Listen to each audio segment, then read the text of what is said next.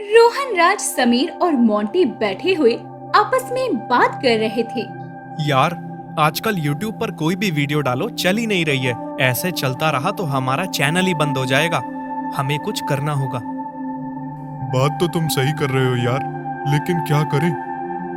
आजकल YouTube पर horror कहानी बहुत देखी जाती है, तो क्यों ना हम भी हॉरर कहानी पर वीडियो बनाएं और YouTube पर डाल दें। ये हमारे लिए बहुत अच्छा होगा। तू सही कह रहा है, लेकिन हमें ऐसे अच्छे हॉरर स्टोरी मिलेंगे कहाँ? क्या तुम पुरानी लाइब्रेरी के बारे में नहीं जानते? वहाँ पर बहुत सारी कहानियों की किताबें होंगी। हम वहाँ से कोई किताब ले लेंगे। अरे लेकिन वहाँ से पुरानी किताबें कोई लेने कहाँ देता है? वो पुरानी किताबों वाला कमरा तो हमेशा बंद रहता है। अरे तो पागल, हम रात में छुपकर उस कमरे में जाएंगे और वहाँ से किताबें निकाल कर ले लेंगे। तू सही कह रहा है। चल, आज रात वहीं पर चलते हैं। चारों दोस्त रात के अंधेरे में लाइब्रेरी की तरफ चलने लगते हैं। लाइब्रेरी के पास पुराना कब्रिस्तान था। चारों अपनी कार लेकर वहां से गुजर रहे थे। तभी अचानक से राज ब्रेक लगा देता है। क्या हुआ? तूने ब्रेक क्यों लगाई? अरे सामने देख, बिल्ली। हमें कहीं और से घूम के जाना होगा। ओ भाई, तुझे बिल्ली की पड़ी है? थोड़ा सा और आगे चल, कुछ नहीं होगा। ये सब फालतू की बातें हैं। लेकिन बिल्ली का रास्ते में आना तो अशुभ माना जाता है। काली बिल्ली तो बिल्कुल अशुभ मानी जाती है। भाई, मुझे सही नहीं लग रहा। तू वापस चल। अरे नहीं नहीं, हमें अपनी किताबें लेकर आनी ही होंगी। तू पागल हो गया है क्या? क्या तुझे नहीं पता कि यहाँ पर पहले भी बहुत सारी घटनाएं घट चुकी हैं? रात के अंधेरे में कोई ना कोई आ ही जाता है। हमें वापस चलना होगा। अरे यार, तुम लोग कितने डरपोक हो। मेरे साथ चलो, तुम्हें कुछ नहीं होगा, मैं गारंटी देता हूँ। चारों दोस्त आगे बढ़ जाते हैं, लेकिन कुछ दूर जाते ही कार खराब हो जाती है। कार आगे नहीं जा सकती। लगता है कुछ खराबी आ गई है। राज, तो इसमें क्या बड़ी बात है? देखो, लाइब्रेरी तो आ गई। हम तीनों पैदल जाकर लाइब्रेरी से किताब निकालते हैं। तब तक तू गाड़ी सही करके आ जाना। ठीक है, तुम लोग चलो, मैं आता हूँ। तीनों दोस्त लाइब्रेरी में चुपके से घुस जाते हैं। रात के अंधेरे में वहाँ पर कोई नहीं था। अरे, यहाँ तो इतना अंधेरा है, कुछ दिख ही नहीं रहा है। क्या करें?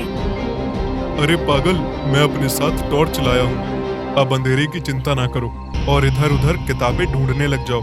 मोंटी अंधेरे में चल रहा था। तभी उसका पैर किसी चीज के ऊपर रखा गया। वो बोला, अरे अरे रोहन, टॉर्च इधर कर जरा। देख, मेरे पैर के नीचे क्या है? मैं देखता हूँ, रुक, डर मत। रोहन टॉर्च से देखता है। वहाँ पर एक किताब थी। वो किताब को उठाता है। उस किताब का टाइटल था जादूगरनी की शैतानी गुड़िया। अरे, ये तो लगता है हमारे मतलब की किताब है। इसका टाइटल भी बहुत अच्छा है, जादू करने की शैतानी गुड़िया। कुछ मजेदार करती होगी। हाँ, लेकिन हमें और भी अच्छी किताबें देखनी है। जल्दी जल्दी देखो इसे, मैं अपने बैग में रख लेता हूँ। सभी लोग वापस से किताब ढूंढने लगते हैं। तभी मोंटी बोलता है, मुझे किताब निकाल कर देखनी चाहिए। आखिर इसमें क्या लिखा है? तब तक उसके दोस्त आगे जा चुके थे। चांद से आ रही रोशनी के पास जाकर वो किताब को खोलता है। उस किताब पर शैतानी गुड़िया का फोटो बना हुआ था, जो बहुत ही डरावनी लग रही थी। लंबे बाल, बड़ी बड़ी लाल लाल आंखें और गुड़िया के पहने हुए कपड़े खून से लथपथ थे। लगता है यही इस कहानी की हीरोइन होगी। तभी गुड़िया के कपड़ों पर लगा खून मोंटी के कपड़ों पर लग जाता है। वो किताब छोड़ देता है और उसके सर पर खून की तेज बारिश होने लगती है। इससे पहले वो कुछ चिल्लाता, गुड़िया किताब से निकलती है और मोंटी का गला पकड़ लेती है। मोंटी कुछ बोल नहीं पाता। गुड़िया उसका गला घोटने लगती है और तब तक गले को दबाती रहती है, जब तक कि मोंटी मर नहीं जाता। मोंटी की आंखें बाहर आ जाती है। गुड़िया उसे वहीं पर छोड़ देती है और वापस किताब के अंदर चली जाती है। बाकी दोनों दोस्त किताब ढूंढ चुके थे और बोले, चल यार, बहुत सारी किताबें मिल गईं। अब मोंटी को देखते हैं। पता नहीं कहाँ चला गया। समीर और रोहन दोनों मोंटी को ढूंढते हुए वापस आए। मोंटी वहां पर कहीं दिख नहीं रहा था। तभी उनके हाथों से टॉर्च जमीन पर गिर जाती है। वो लोग देखते हैं मोंटी वहीं पर पड़ा हुआ था। मोंटी, खड़ा हो, तू यहाँ पर सो गया? वो दोनों उसे उठाने लगते हैं, मगर कुछ देर में उन्हें समझ आ जाता है और वो देखकर डर जाते हैं कि मोंटी मरा हुआ था। उसकी आंखें और जीभ दोनों बाहर थी। ये सब देखकर वो बुरी तरह डर जाते हैं और पास में पड़ी हुई किताब को उठाकर बोलते हैं, अरे चल यहाँ से जल्दी, किताबों को लेकर निकलते हैं। दोनों दोस्त भागने लगते हैं। तभी उसके हाथ से किताब छूटकर हवा में उड़ने लगती है और उससे हंसने की आवाज आने लगती है। दोनों दोस्त बुरी तरह से डर जाते हैं। शैतानी गुड़िया किताब से बाहर निकलती है और दोनों का गला पकड़ लेती है।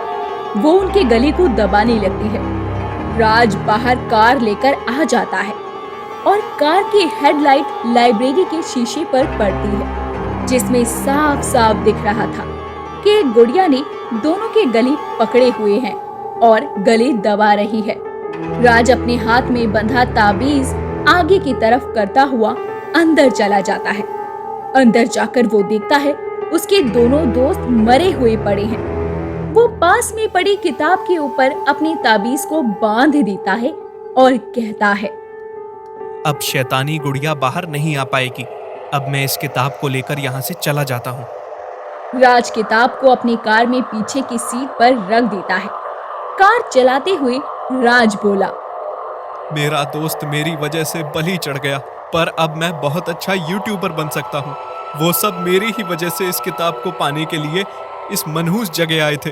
पर मुझे पता था इस किताब में बहुत कुछ ऐसा है जो मेरे लिए बहुत काम का है। शैतानी किताब मुझे बहुत ही धनवान और शक्तिशाली बना सकती है। सॉरी दोस्तों, पर तुम लोगों की वजह से मेरा पुराना सपना पूरा हो गया। ये अनमोल किताब मिल गई। वो आगे चल ही रहा था, तभी वो देखता है कि उसके शीशे पर शैतानी गुड़िया चिपक गई थी। शीशा पूरा खून से भर दिया था। वो अचानक से ब्रेक लगाता है। शैतानी गुड़िया गायब हो जाती है। राज शीशा साफ करने के लिए कार से बाहर आता है और जैसे ही बाहर आता है, शैतानी गुड़िया उसका भी गला दबा लेती है और वो चिल्लाता है, छोड़ दो मुझे। हे भगवान, मैं अभी जल्दबाजी में अपना ताबीज भी वहीं छोड़ आया। राज चिल्लाता है, लेकिन शैतानी गुड़िया उसका गला नहीं छोड़ती। वो उसे वहीं पर मार देती है। उसके मरते ही कार में से किताब उड़ती हुई वापस लाइब्रेरी में चली जाती है।